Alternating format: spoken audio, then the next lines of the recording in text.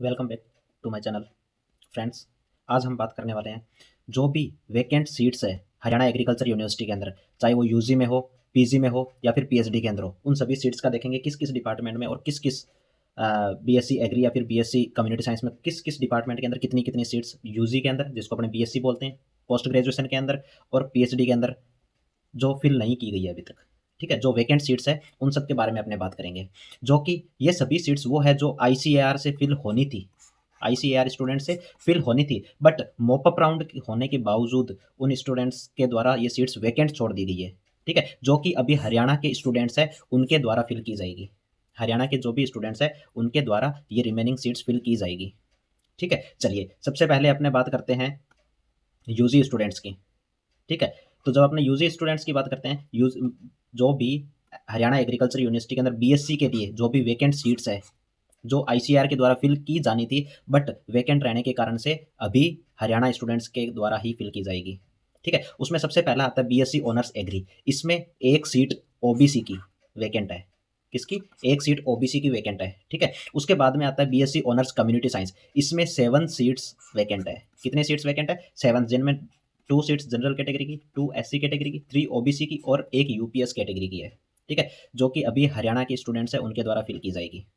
ठीक है, अब अपने बात करते हैं पोस्ट ग्रेजुएशन की, जिसको अपने बोलते हैं एमएससी। ठीक है, अब एमएससी में कितनी सीट्स खाली है उनके बारे में बात करें तो उसके अंदर आता है सबसे पहले प्लांट पैथोलॉजी। प्लांट पैथोलॉजी में एक ओबीसी कैटेगरी की सीट खाली है।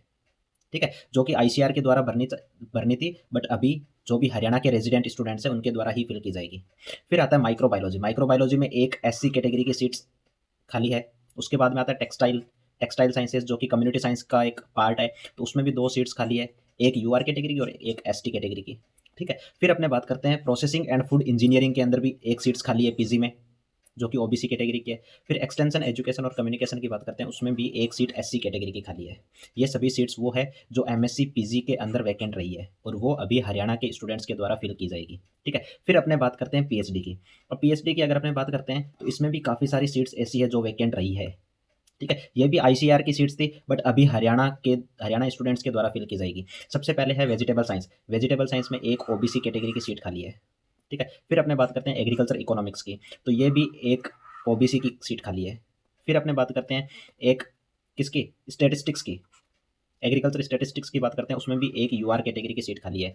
फिर अपने बात करते हैं बायो इन्फॉर्मेटिक्स। इसमें भी एक ओबीसी कैटेगरी की सीट खाली है। ठीक है, फिर अपने बात करते हैं फिशरी इकोनॉमिक्स की।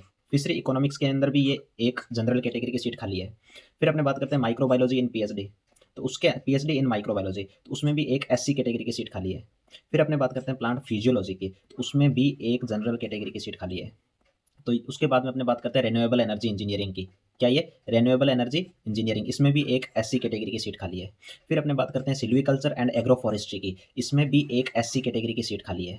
फिर at last resource management and consumer science, इसमें भी एक एससी कैटेगरी की सीट खाली है।